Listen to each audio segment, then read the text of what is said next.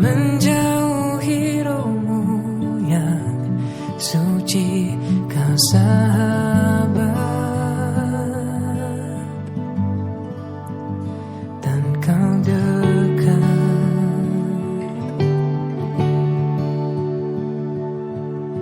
bahkan seluruh pengabdianku tak bisa membalas kesetiaanmu, sungguh mulia dan berharga, sungguh besar pengorbananmu bagiku, terlalu dalam untuk dimengerti, sungguh besar, sungguh indah yang kau pikirkan tentangku, tak terselami bagiku, sungguh indah.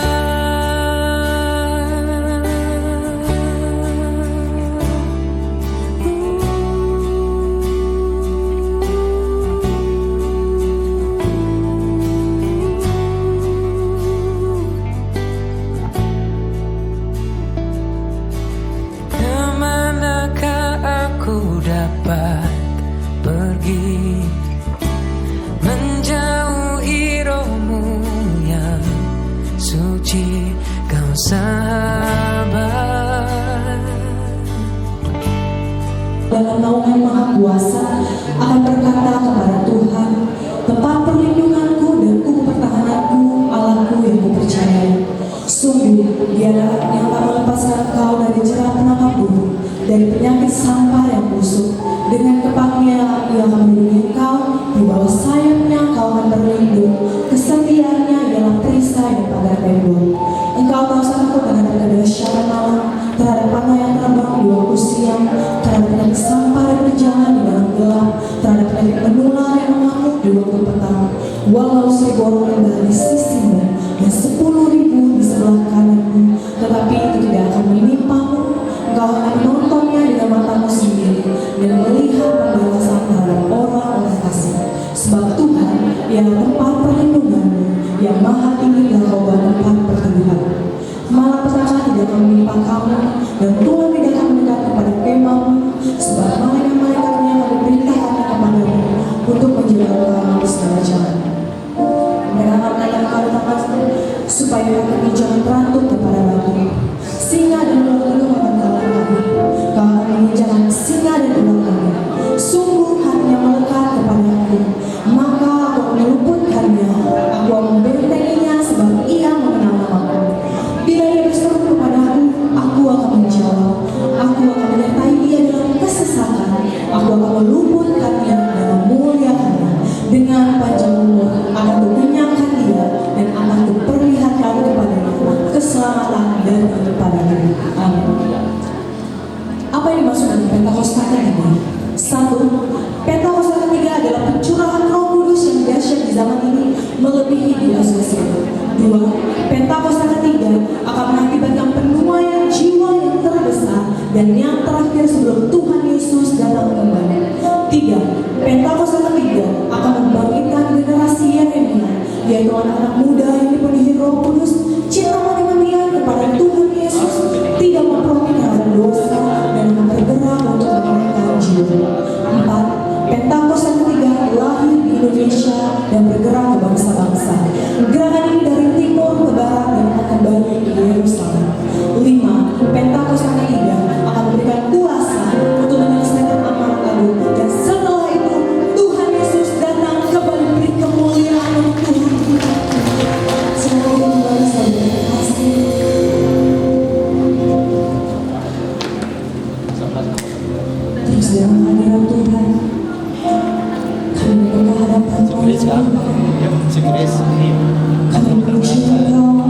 aja langsung Pak, gitu Hanya aja. bukan Engkau ya Tuhan.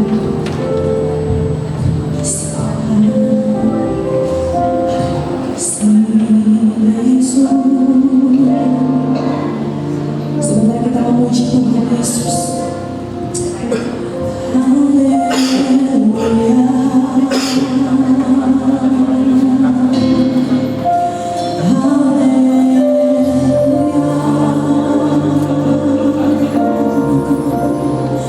Yesus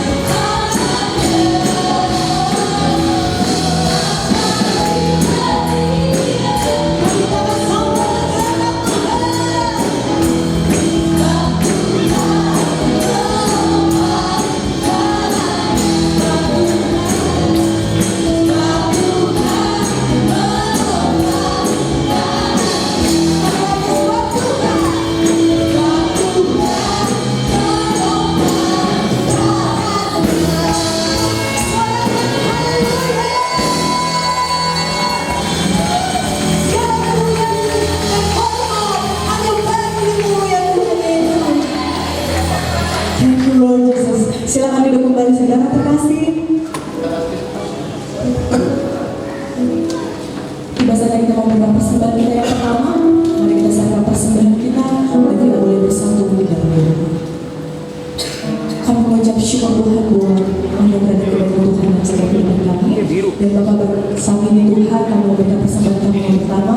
Meneruskan persembahan kami ini Tuhan, kami mau memberi dengan sukacita Tuhan. Di dalam nama Tuhan Yesus Kristus kami siap untuk memberi persembahan Tuhan. Haleluya, amin. Sampai memberi Tuhan Yesus memberkati.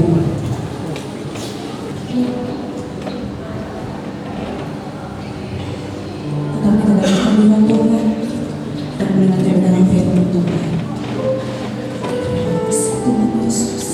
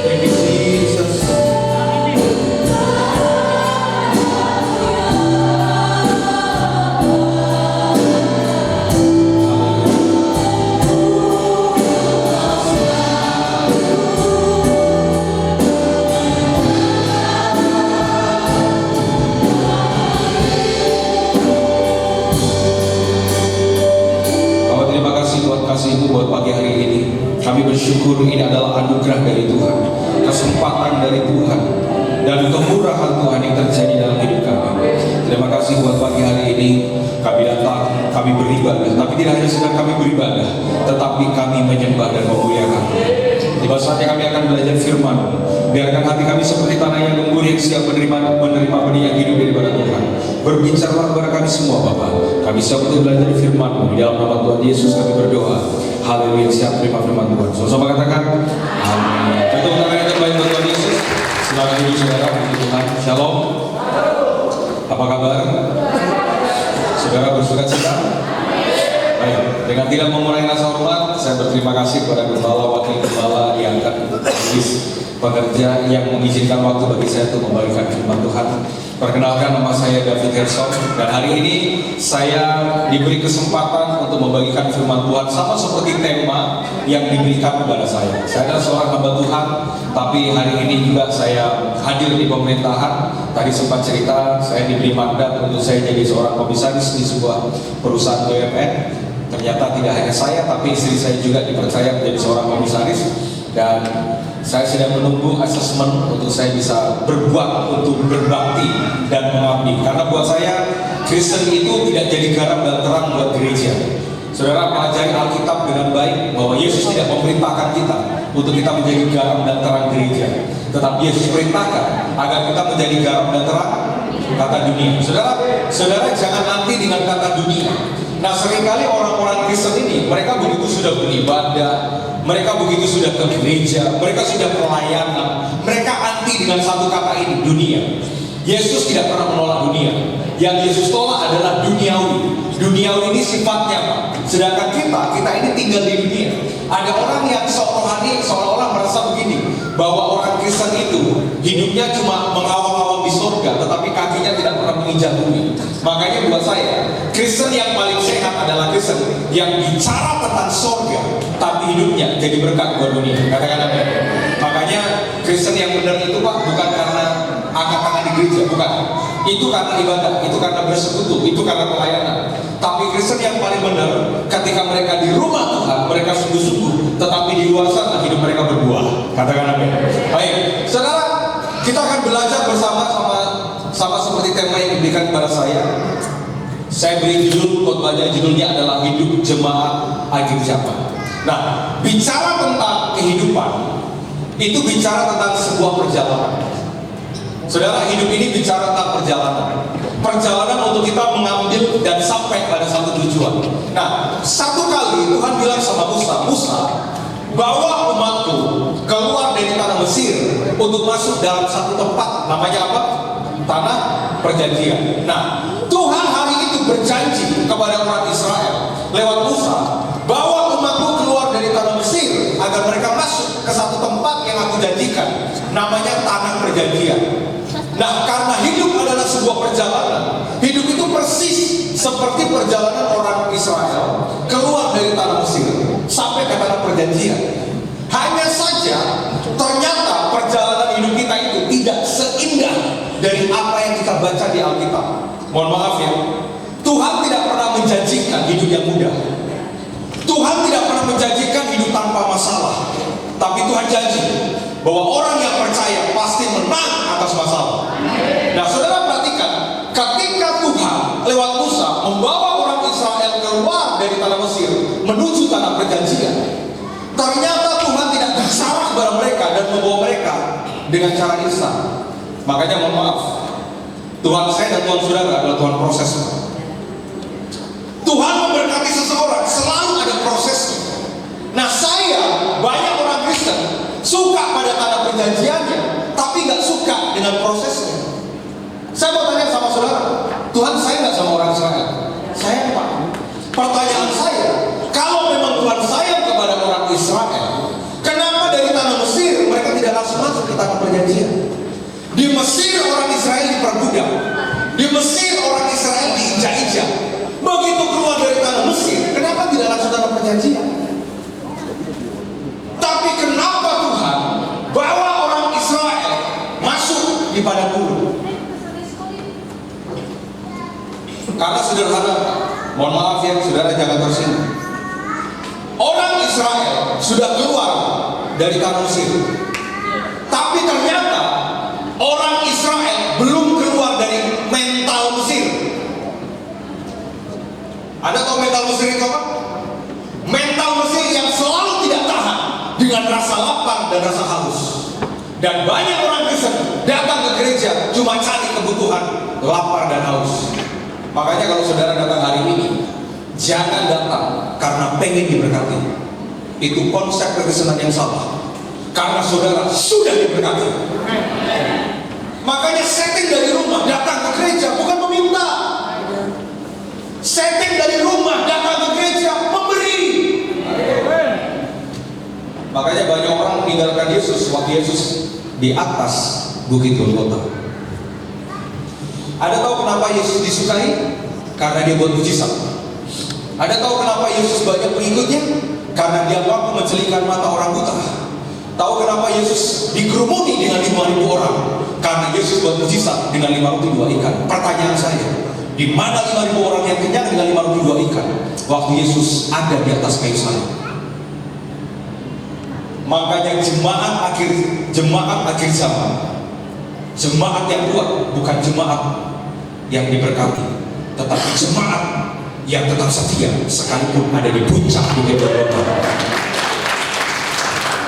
Ada banyak Pak orang yang Kristennya salah ke gereja, mintanya diberkati.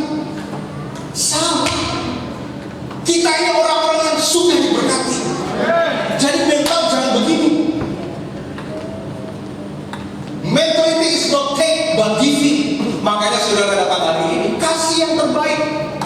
Apa Pak? Uang. Bohong. Kita itu tidak pernah kasih uang yang terbaik buat Tuhan. Ya? Kita hanya perpuluhan, baru juga kasih 10 Pak. Apa sih yang terbaik? Kasih hidup kita Pak, supaya berkenan kepada Tuhan. Minimal kalau saudara ibadah, kasih waktu saudara terbaik, jangan telat. Saudara, minimal kalau saudara di gereja, jangan main handphone. Minimal kalau saudara di gereja, jangan tidur. Gak usah lah ngomong Pak, saya mau kasih yang terbaik buat Tuhan. Bohong, udah telat. Saudara itu kasih cuma 2 jam di gereja setiap minggu, betul gak? Selebihnya kemana? Nonton drama Korea, apalagi nge-mall. Kita aja ngasih 2 jam aja Pak, ngasihnya sembarangan, asal-asalan. Sorry, jangan minta berkat yang terbaik kalau pemberian saudara asal-asalan. Dan saudara datang hari ini bukan saudara mengundang Tuhan, bukan. Saudara datang hari ini, Tuhan yang mengundang saudara. Ini rumahnya. Nah, saya orang Israel, saudara, dari Mesir ke tanah perjanjian itu jalan kaki Pak, cuma 1 minggu. Tapi kenapa Tuhan buat orang Israel dari Mesir ke tanah perjanjian 40 tahun, muter terus 40 tahun Pak. Padahal jalan kaki Pak cuma 1 minggu. Karena begini, orang Israel Pak tidak tahan dengan proses. Makanya ketika orang Israel diproses sama Tuhan, mereka ngomel, mereka marah. Orang Israel itu dosanya cuma satu saja Pak, kalah di urusan mulut. Ketika di padang gurun mereka bilang begini, Musa, kami haus, Musa, kami lapar. Menggerutu, nyalahin Tuhan. Banyak orang Israel kayak begitu, kalah di urusan mulut. Sedikit-sedikit protes, sedikit-sedikit marah sama Tuhan. Nah, persis yang terjadi itulah orang Israel. Makanya orang Israel muter Pak 40 tahun di padang gurun. Saudara jangan heran kalau ada orang yang Kristen sih tapi hidupnya muter aja gitu. Susah terus. Pokoknya hidup itu muter aja. Mungkin kalah di urusan satu, mulut. Dan mohon maaf ya, banyak pelayan-pelayan Tuhan Pak kalah di urusan mulut. Coba cak mulut saudara. Makanya kalau mau ngomongin tentang pelayanan, saya pelayanan. Kalau ngomongin tentang gereja, kita bergereja. Kalau ngomongin tentang mendoakan orang, kita mendoakan orang. Tapi satu kali Yesus marah dengan sekelompok orang sampai Yesus bilang begini, gua gak kenal lu. kalian semua membuat kejahatan. Coba tolong bukakan Matius 7 ayat ke-22. Yang bersukacita kalian. Makanya saudara, untuk sampai di tanah perjanjian, jaga hidup saudara.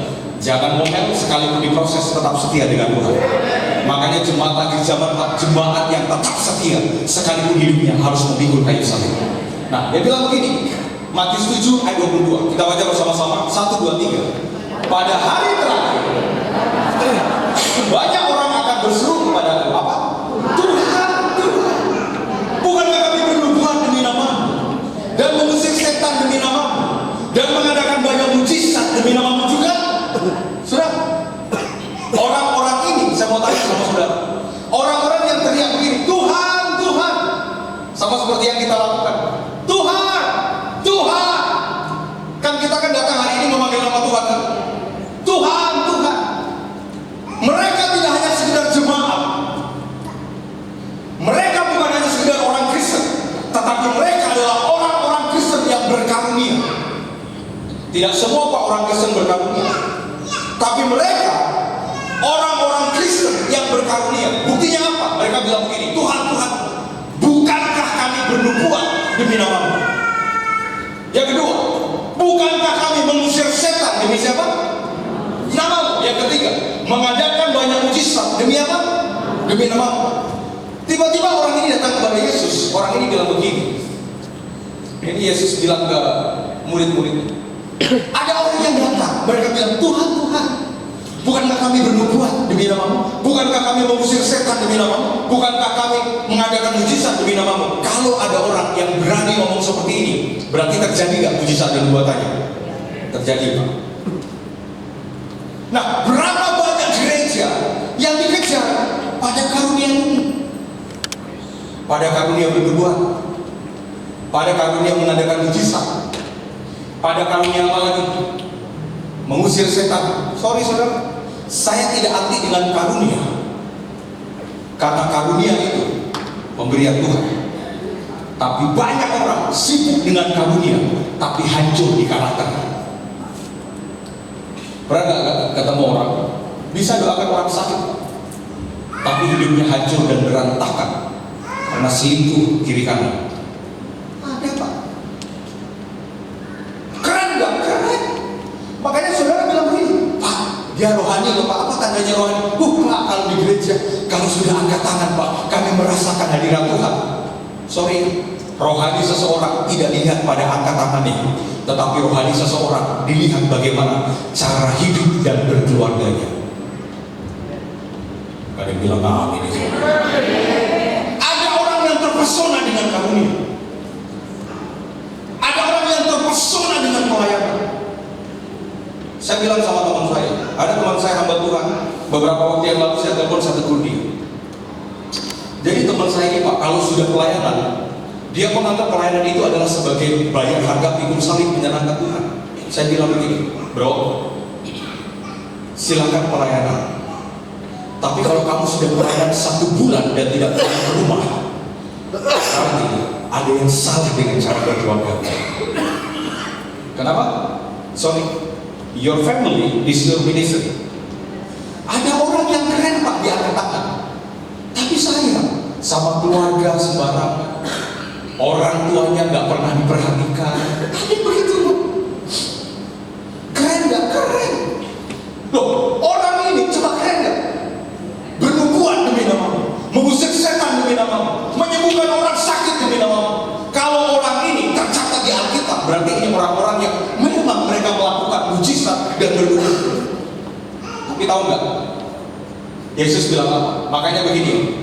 Rohani seseorang tidak diukur pada kegiatannya, tetapi pada kehidupannya. Tolong bisa ditampilkan. Kalau bisa ditampilkan, ikut. Rohani seseorang Pak tidak diukur pada kegiatannya. Nah, saudara, hari ini kita sedang berkumpul, maka disebutlah kegiatan ini namanya kegiatan ibadah. Tapi kita bukan pada kegiatannya. Karena banyak orang melakukan kegiatannya tapi tidak menghidupi pertobatannya. Makanya kita bukan sekumpulan orang Pak yang hadir di tempat ibadah, tetapi kita sekumpulan orang yang menghidupi tempat ibadah.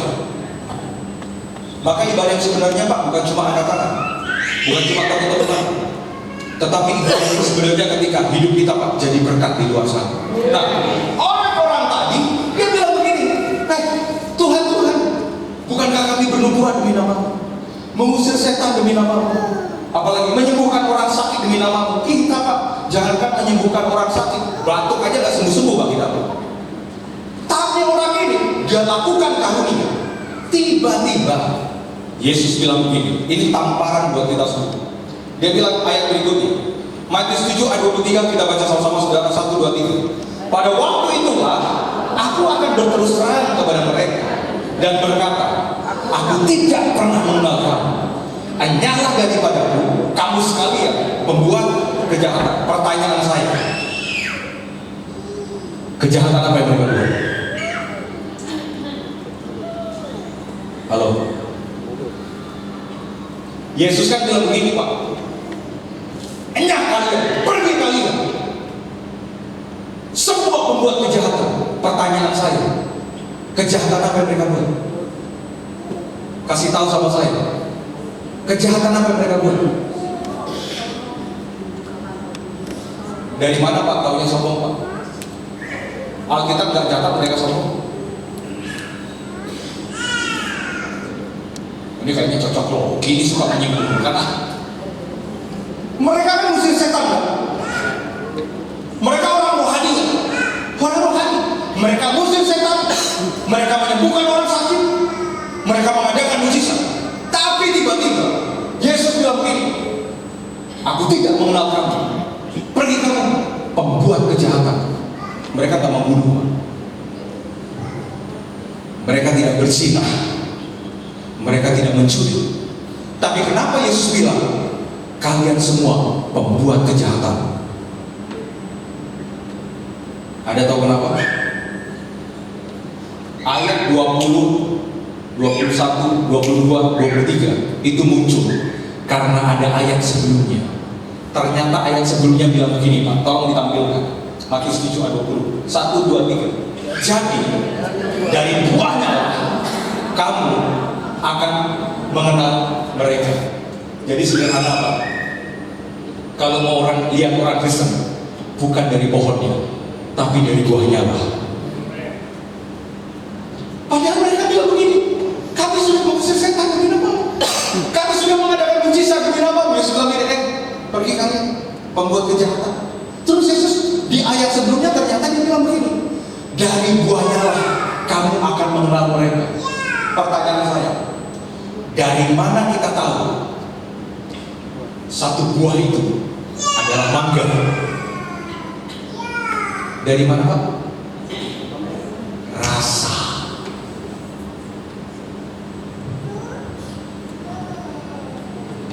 Kita akan tahu Pak satu buah itu Pak bukan dari bentuknya, tapi dari rasa. Makanya kalau saudara minum jus, saudara akan tahu itu jus apa, dari apa? Rasa. Makanya jangan jadi Kristen yang pintar ibadah tapi gak punya rasa dalam hidup. Karena orang di luar sana Pak butuh rasa, bukan butuh angkat tanganmu. Marah nih sama saya yang tanya. Oh iya, orang di luar sana Pak tidak butuh dompetmu. Orang di luar sana tidak butuh bahasa rohmu. Orang di luar sana Pak butuh rasa hidup, karena itu yang bisa dinikmati. Makanya jangan cuma keren begini Pak. Habis itu di luar sana tukang utang tuh. Nah, habis itu kamu pelayanan di gereja Pak. Satu kali saya khotbah di Surabaya. Setelah saya khotbah di Surabaya, ada ibu datang ke saya. Pak Pendeta, tolong doakan saya Pak Pendeta. Ya sebagai hamba Tuhan Pak, kita doakan. Saya tumpang tangan di kepala ibu ini, saya doakan. Saya bilang ini Pak, saya punya masalah Pak, udah nangis Pak. Saya punya masalah yang berat Pak, saya tumpang tangan dalam nama Yesus. Tuhan tolong Tuhan, Tuhan agar dia selesai dengan masalah. Begitu selesai saya doakan, saya masuk ke mobil, saya didampingi sama tim gereja Pak. Tahu nggak tim gereja itu bilang apa? Pak David, kenapa Pak? Pak David, saya nggak tahu Pak David. Di kepala ibu tadi, tangannya Pak David itu tangan pendeta yang keberapa? Loh kenapa? Setiap dia ada pembicara Pak dari Jakarta, dia selalu minta, Pak tumpang tangan di kepala saya, Pak tolong doakan saya Pak. Terus saya tanya, loh kenapa? Kan dia punya masalah, nggak salah kan? Begini Pak, ibu itu tadi kan minta didoakan supaya lepas dari masalahnya kan? Iya. Bapak tahu nggak masalahnya ibu itu apa Pak? Apa? Pak, masalahnya ibu ini Pak, kalau dia belanja, kalau dia shopping Pak, dia lupa bahwa pemasukannya tidak sebanding dengan pengeluarannya. Jadi ibu ini terkenal sampai dia hutang untuk menutupi hutangnya Pak. Jadi kalau dia belanja Pak pakai kartu kredit, dia gesek. Dia lupa banknya bukan milik nenek moyangnya. Sampai akhirnya dia terjerat hutang. Tapi Pak di gereja, doakan saya Pak. Bantu besok begitu lagi Pak. Ngutang kiri kanan. Makanya ibu mohon maaf, jangan sibuk perangi setan gedemit. Itu memang setan. Sibuk perangi kalau lihat diskon 80%. Makanya itu setan lebih berbahaya. Kita enggak, kita sibuk perangi yang pilih, setan gedemit Kita lupa memerangi keakuan hidup. Kita lupa memerangi kesombongan hidup. Makanya mereka bisa teriak, Tuhan, bukankah kami bernubuat demi namamu? Dijawab sama Tuhan, dari guanya kamu akan mengenal mereka. Jadi bahasanya itu mereka bikin, Tuhan kami manggal. Begitu dirasain, gak ada rasanya manggal. Itu pembohongan. Betul gak? Saudara jangan tersinggung nih sama saya, karena marah. Kan saya dikasih tema hidup jembatan akhir zaman kan? Emang apa sih bedanya kita dengan orang lain? Bedanya kita dengan orang lain bukan cara ibadahnya, tapi cara hidupnya. Bedanya kita dengan orang lain Pak, bukan karena cara angkat tangan, cara hidupnya. Sampai orang bilang begini, bener dia nyurapi Tuhan. Dari mana orang tahu kita nyurapi Tuhan? Dari hidup kita.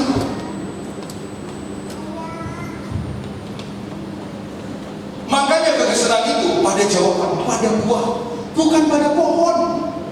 Ini jangan tersinggung lagi nih. Karena minggu depan pun saya akan khotbah di GBI. Mau GBI, mau GPDI, mau gereja HKBP, mau gereja Nias, apapun itu cuma pohon. Saudara adalah buahnya. Makanya jangan suka saling menyakiti sesama pohon. Karena nggak penting pohonnya Pak.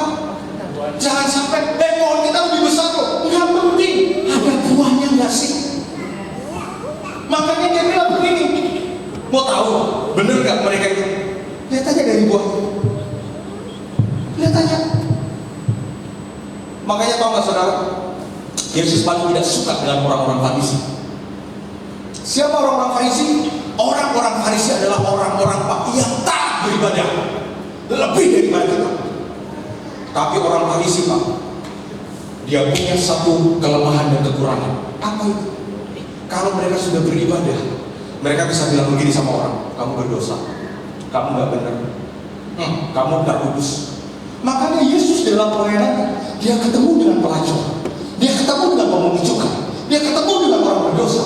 Karena orang-orang Farisi, mereka sibuk dengan beragama, tapi mereka suka menuduh orang, menghakimi orang.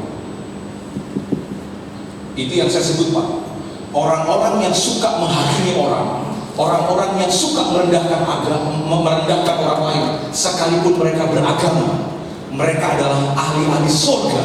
Tapi saya takutnya ahli surga yang tidak akan pernah masuk ke surga. Hanya ahli Pak, tapi tidak bisa masuk ke surga. Makanya orang-orang Farisi, Yesus bilang begini, kalian Kristen Pak, bisa begitu? Gak percaya? Gak percaya?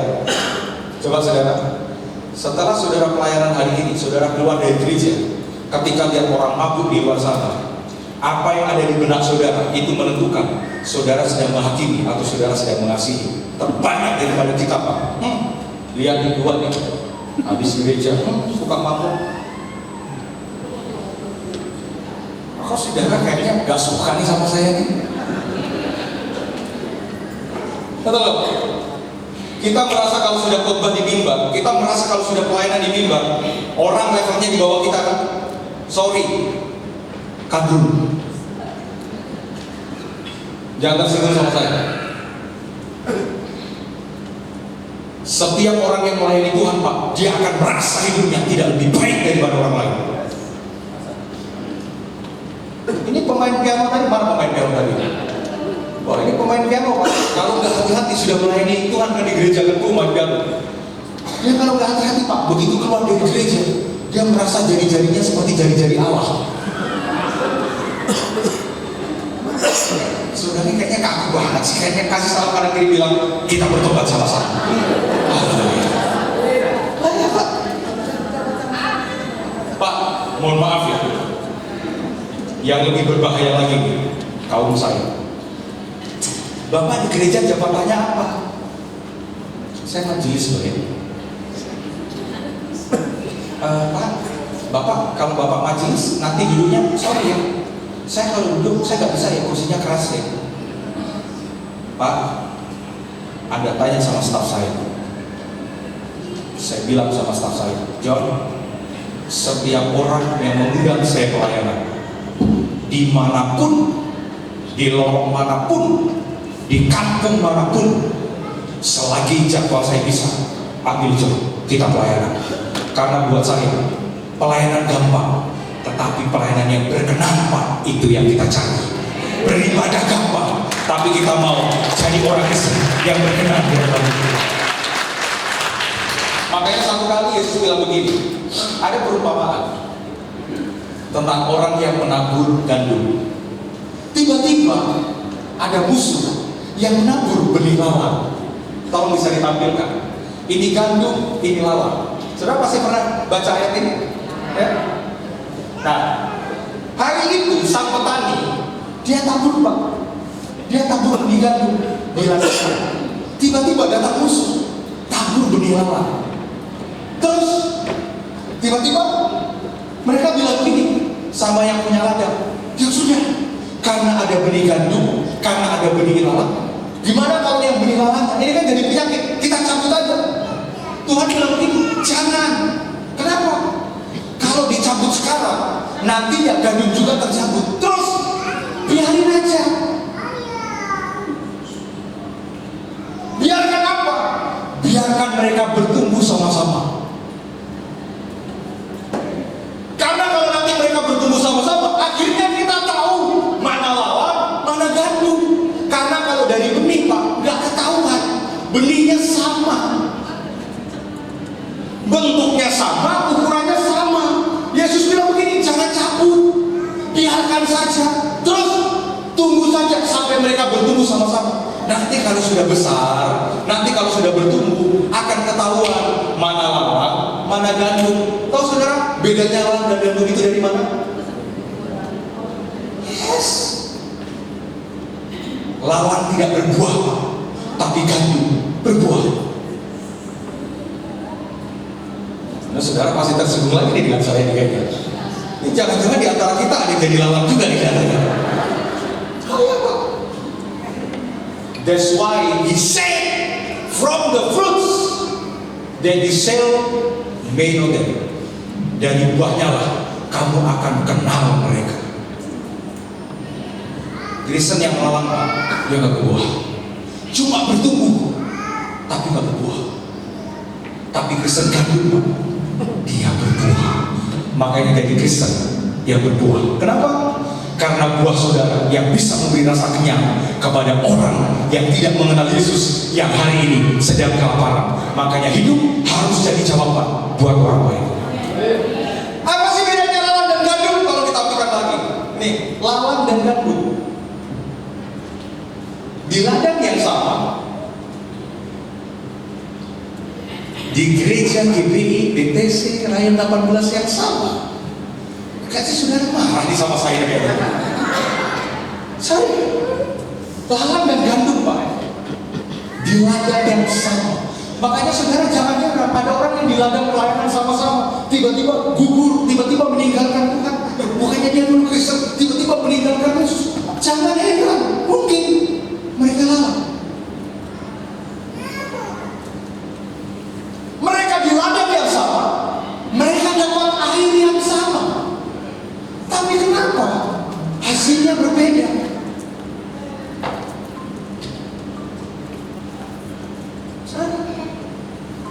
Jangankan kita lah.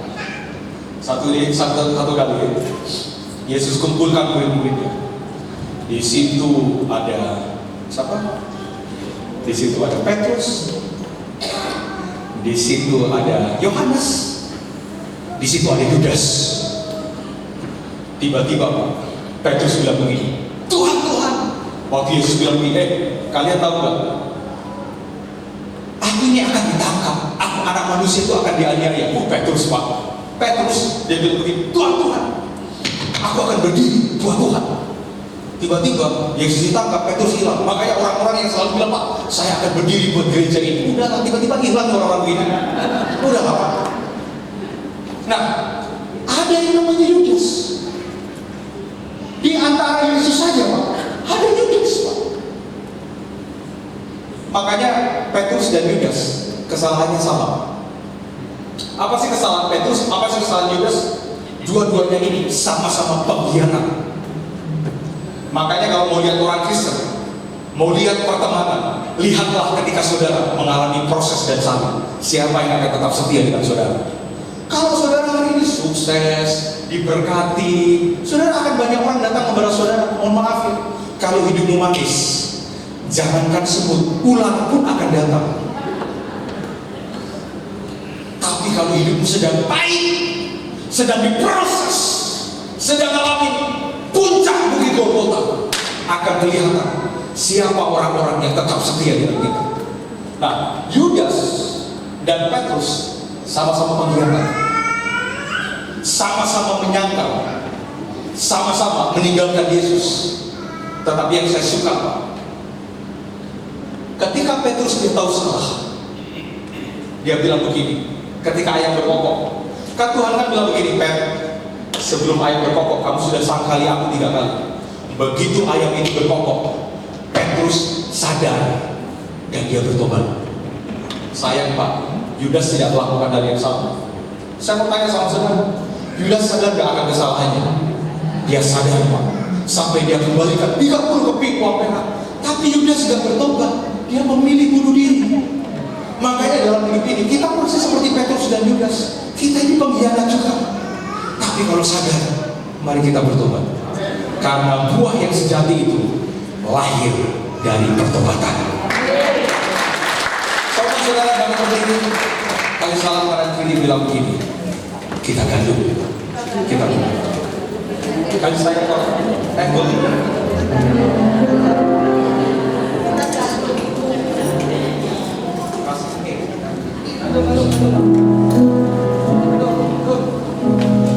selidiki aku, lihat hatiku, apakah ku sungguh mengasihimu, Yesus, Kau yang Maha Tahu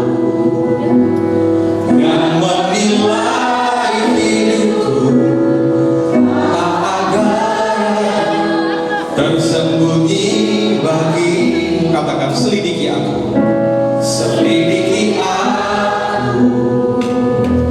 lihat hatiku, apakah ku sungguh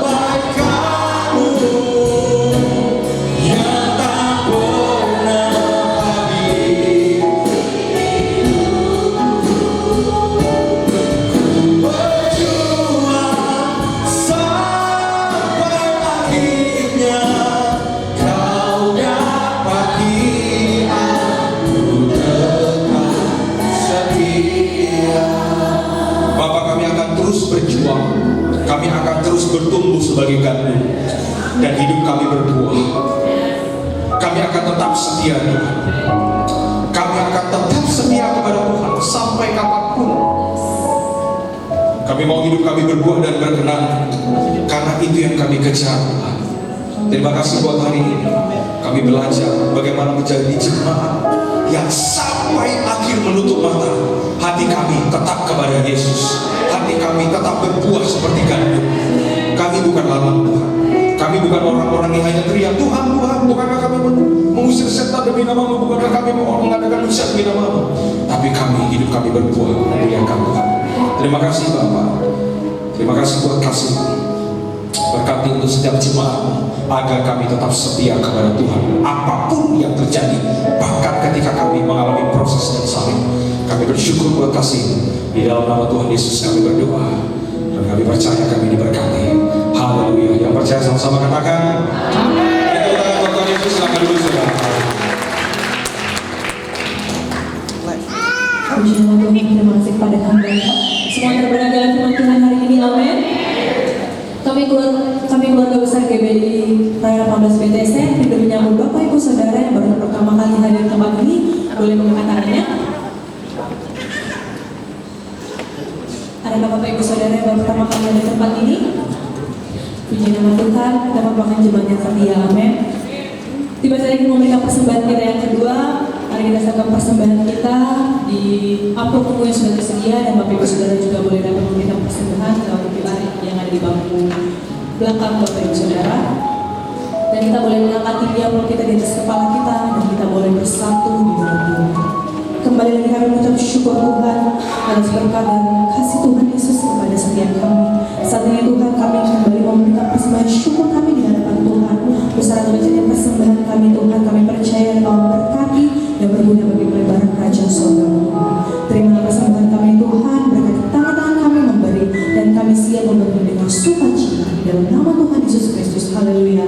Amin. Selamat memberi, Tuhan Yesus memberkati.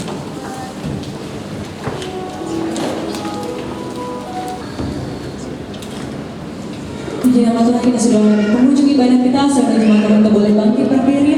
Sekali lagi beri kemuliaan untuk Tuhan kita.